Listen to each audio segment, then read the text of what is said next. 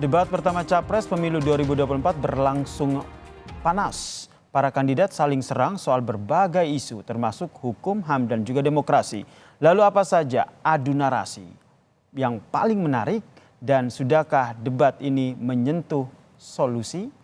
Lengkapnya dalam ulasan Istana bersama jurnalis Kompas TV, Friska Clarissa.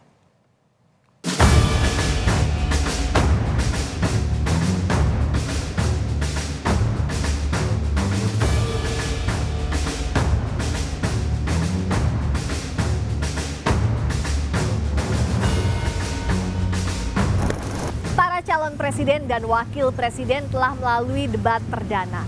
Adu gagasan soal pemerintahan, hukum, HAM, pemberantasan korupsi, dan penegakan demokrasi pun disajikan. Apa saja buah pikir paling menarik dari masing-masing kandidat? Lengkapnya dalam ulasan Istana bersama saya, Friska Clarissa.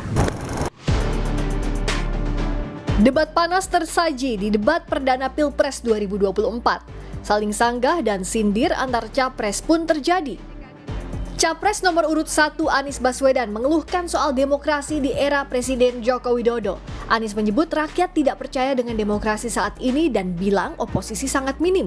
Capres nomor urut 2 Prabowo Subianto langsung membantahnya dan mengingatkan di masa Pilgub DKI Jakarta 2017, Gerindra yang saat itu oposisi mengusung Anies dan Sandiaga Uno. Prabowo menegaskan kalau demokrasi tidak berjalan, tidak mungkin Anies jadi gubernur. Rakyat tidak percaya kepada proses demokrasi yang sekarang terjadi. Itu jauh lebih luas dari sekedar partai politik. Ketika kita bicara demokrasi, minimal ada minimal tiga nih. Satu adalah adanya kebebasan berbicara. Yang kedua, adanya oposisi yang bebas untuk mengkritik pemerintah dan menjadi penyeimbang pemerintah. Yang ketiga, adanya proses pemilu, proses pilpres yang netral, yang transparan, jujur, adil. 3. Dan kalau kita saksikan akhir-akhir ini, 2 ini mengalami problem. Kita menyaksikan bagaimana kebebasan berbicara menurun, termasuk mengkritik partai politik. Dan angka demokrasi kita menurun, indeks demokrasi kita. Mas Anies ini agak berlebihan.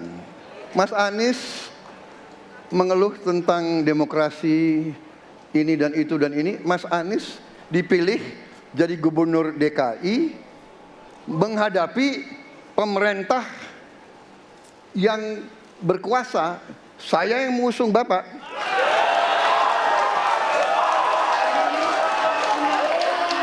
Kalau demokrasi kita tidak berjalan, tidak mungkin Anda jadi gubernur.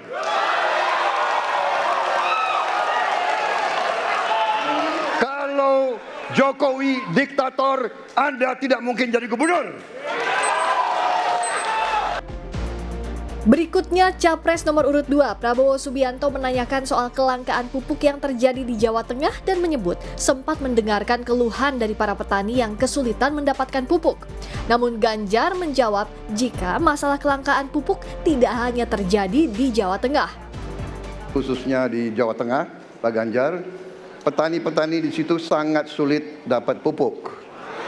Dan mereka mengeluh dengan kartu tani yang Bapak luncurkan, ini mempersulit mereka dapat pupuk. Jadi sebetulnya mereka ingin pupuk itu pengadaannya disederhanakan. Untuk Pak Prabowo saya harus mengingatkan Pak, pupuk langka terjadi di Papua Pak, pupuk langka terjadi di Sumatera Utara Pak, pupuk langka terjadi di NTT, NTB, Kalimantan Timur termasuk bensin. Mungkin Bapak sedikit agak lupa untuk saya bisa mengingatkan, karena Bapak pernah menjadi ketua HKTI. Pak, data petani kita tidak pernah beres.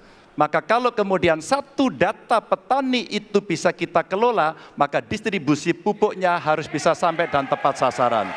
Pada saat yang sama, kuota pupuk tidak boleh dibatasi. Maka ini yang saya telepon langsung kepada Pak Wapres saat itu. Pak Wapres, please, kasih tambahan. Kalau tidak cukup. Isu hak asasi manusia ditanyakan calon presiden nomor urut 3 Ganjar Pranowo kepada capres nomor urut 2 Prabowo Subianto. Ganjar bertanya tentang 12 kasus pelanggaran HAM berat dan penuntasannya.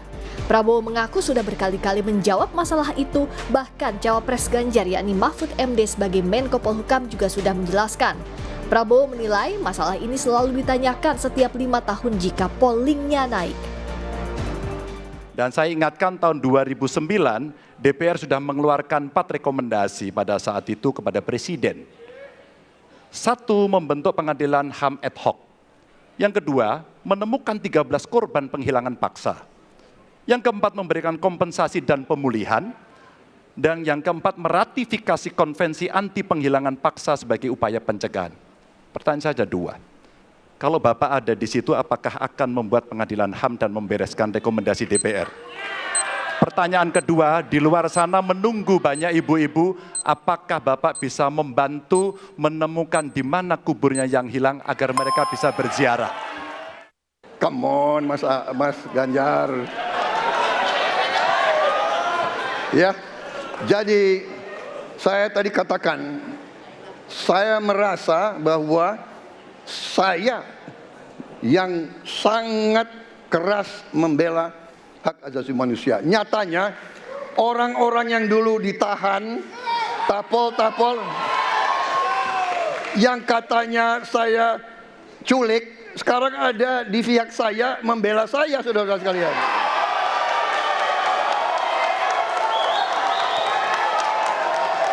Jadi masalah HAM jangan dipolitisasi, Mas Ganjar, ya. Menurut saya, ya. Saya kira begitu jawaban saya. Sementara itu, Capres nomor urut 3 Ganjar Pranowo bertanya soal pembangunan IKN Ibu Kota Nusantara kepada Capres nomor urut 1 Anies Baswedan. Ganjar menegaskan apakah sikap Anies menolak pembangunan IKN? Anies bilang permasalahan di Jakarta harusnya diselesaikan, bukan ditinggalkan, dan mengkritisi pembangunan IKN yang ia sebut tidak melalui proses dialog publik. Apakah boleh saya simpulkan kalau begitu, Mas Anies dalam posisi yang oposisi terhadap beberapa kebijakan termasuk IKN, menolak IKN dilanjutkan? Terima kasih. Inilah salah satu contoh produk hukum yang tidak melewati proses dialog publik yang lengkap. Sehingga dialognya sesudah jadi undang-undang. Dan ketika dialognya sudah undang-undang, siapapun yang kritis dianggap oposisi, siapapun yang pro dianggap pro pemerintah. Pengamat politik menilai debat perdana bukan lagi saling sindir, tapi saling tembak narasi antar capres. Namun yang jadi catatan, belum ada solusi rinci dari gagasan yang disampaikan. Debat perdana sudah membuat situasi atmosfer politik sudah semakin menghangat. Saya pikir tadi bukan saling sindir, itu sudah amunisi yang saling tembak satu sama lain. Dan artinya bisa saja menimbulkan luka yang kemudian bisa merambat ke basis pemilih loyal di akar rumput. Tetapi di saat yang sama saya pikir betul tim sukses harus betul-betul bisa menerjemahkan. Karena tadi itu tema-tema besar. Dan yang disampaikan seringkali itu sifatnya bisa agak gimmick, juga mungkin ada ego yang tercungkil. Tetapi dalam konteks tawaran solusi, bicara tentang pemberantasan korupsi, detailnya apa? Adu gagasan jadi bekal wawasan pemilih menentukan pemimpin pilihan. Jangan lupa cek data dan fakta, apakah janji yang diberikan logis untuk dilakukan. Rizka Clarissa, Wandiansen, Kompas TV, Jakarta.